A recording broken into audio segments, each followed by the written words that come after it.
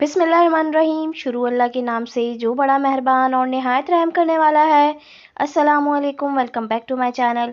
तो कैसे हैं आप सब? उम्मीद करती हूँ आप सब बिल्कुल ठीक होंगे और अपने घरों में खुश होंगे। आज आप लोगों के लिए बहुत ही डिफरेंट स्टाइल में एक सब्ज़ी लेकर आई हूँ। बहुत ही मज़े की बनती है और सभी को बहुत ही पसंद आती है। यहाँ पर मैंने एक अदद पतीली ले ली। पतीली को हल्का सा गर्म होने रख दिया। जैसे ही गर्म हुई मैंने इसमें हाफ़ कप से थोड़ा कम ऑयल ऐड कर दिया। तो ऑयल हल्का सा गर्म हुआ तो यहाँ पे मैंने फूल गोभी ले ली थी। तकरीबन मैंने इसको हाफ़ केजी फूल गोभी को इस तरह से कट कर लिया था। ज़्यादा बड़े पीसेस नहीं रखने, ना ज़्यादा छोटे रखने हैं। तो इसमें ऐड कर दिए हैं। हमें इसको फ्राई करना है ऑयल में ताकि एक अच्छी से कलर और खुशबू इसकी आ जाए। तो ये देखिए मैंने इसको अच्छा सा फ्राई कर लिया है और फ्राई करने के बाद इसको थोड़ी देर के लिए मैं ढक दूँगी ताकि ये अच्छे से सॉफ़्ट हो जाए। तो ये देखिए यहाँ पर ये अच्छी सी सॉफ़्ट हो गई है, खुशबू भी बहुत अच्छी इसकी आना शुरू हो गई है। तो इसको बस 2 से 3 मिनट और मुझे इस तरह से फ्राई करना है और तमाम गोभी को फिर एक जगह निकाल के साइड पे रख देना है। तो देखिए तमाम गोभियों को मैं इस तरह से निकाल लूँगी।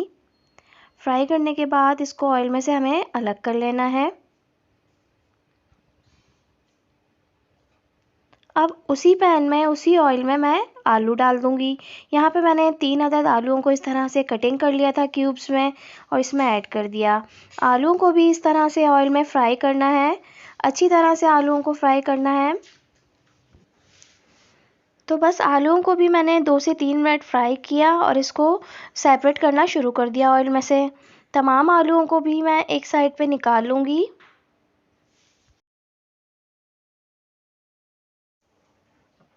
तमाम आलूओं को इस तरह से निकाल लेने के बाद अब उसी ऑयल में मैं हल्का सा ऑयल गर्म होते ही मैंने यहाँ पर हाफ़ टेबल स्पून सफ़ेद साबुत ज़ीरा था वो इसमें ऐड कर दिया है। तो देखिए ज़ीरा डालने के बाद अब मैं इसमें क्या करूँगी, मैंने यहाँ पर तकरीबन एक लार्ज साइज़ की प्याज ली थी। प्याज को मैंने अच्छी तरह से चॉप कर लिया था। तो चॉप करने के बाद मैंने इसमें ऐड कर दिया। प्याज को बहुत अच्छा सा चॉप कीजिएगा। अब ज़ीरे और प्याज को अच्छी तरह से ऑयल में फ्राई करना है। अच्छी सी ये खुशबू आने तक इसको फ्राई करते जाना है, ज़्यादा डार्क कलर नहीं देना है। तो जैसे ही प्याज का कलर चेंज हुआ यहाँ पे मैंने 2 टेबलस्पून जिंजर गार्लिक का पेस्ट इसमें ऐड कर दिया। तो ये देखिए 2 टेबलस्पून भर के मैंने अदरक लहसुन इसमें ऐड किया है। अब इसको अच्छी तरह से प्याज के साथ मिक्स करना है और इसका कच्चापन ख़त्म होने तक इसको फ्राई करना है। तो बहुत ही अच्छी सी खुशबू आ रही होती है इस पॉइंट पर। अब यहाँ पर मैंने एक बड़े साइज़ का टमाटर और 2 अदद हरी मिर्चों को चॉप कर लिया था बारीक बारीक, वो भी मैंने इसमें ऐड कर दिया है। टमाटर अगर आपको ज़्यादा पसंद हो तो आप 2 बड़े साइज़ के टमाटर भी इसमें ऐड कर सकते हैं। तो बहुत ही अच्छा सा टमाटर से इसका टेक्सचर हो जाता है, तो टमाटर ज़रूर ऐड कीजिएगा। टमाटर डालने के बाद अच्छी तरह से तमाम मसालों को इस तरह ऑयल में फ्राई करना है ताकि टमाटर भी अच्छे से सॉफ्ट हो जाएं।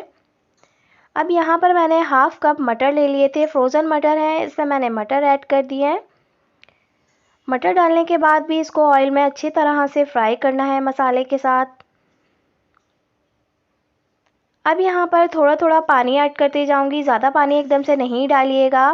बस इतना पानी डालिएगा कि टमाटर और मटर जो है अच्छे से सॉफ्ट हो जाएं और गल जाएं। ढक दूँगी 2 से 3 मिनट के लिए। अब इसमें डालने के लिए एक मसाला तैयार करेंगे। यहाँ पर मैंने हाफ़ कप दही ले लिया था, फ्रेश दही है ये। इसमें half tablespoon red chilli powder add कर दी थी और हाफ़ टी स्पून हल्दी पाउडर ऐड कर दी है।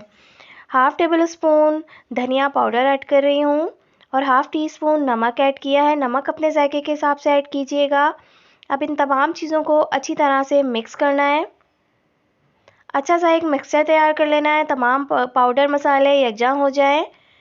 यहाँ पर मटर भी गल चुके हैं और टमाटर भी बहुत अच्छे से सॉफ्ट हो गए हैं और गल गए हैं। तो ये देखिए यहाँ पर तेल भी इसका सेपरेट होना शुरू हो गया था।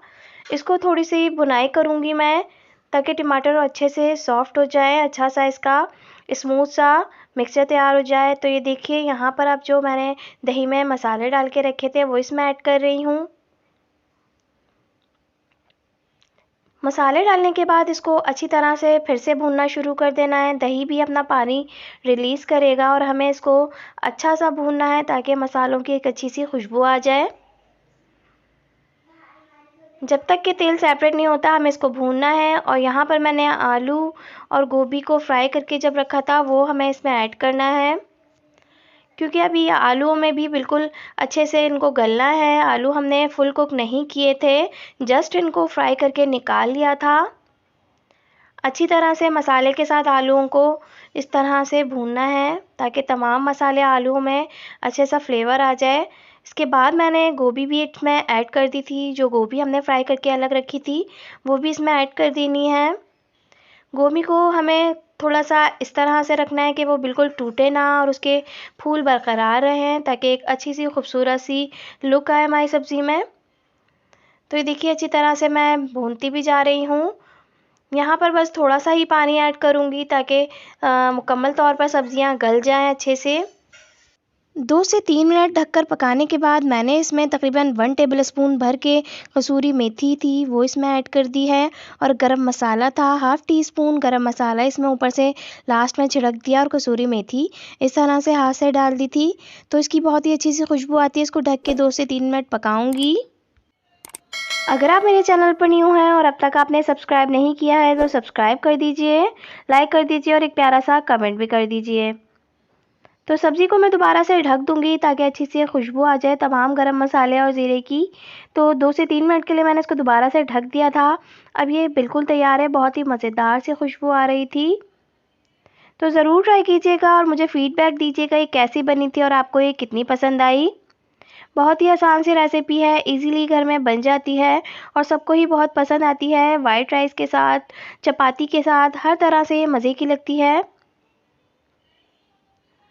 तो बहुत ही मज़ेदार सी हेल्दीएस्ट वे में मैंने ये सब्ज़ी तैयार की है। आप भी ज़रूर ट्राई कीजिएगा और मुझे बताइएगा ये कैसी बनी थी और आपको ये कितनी पसंद आई।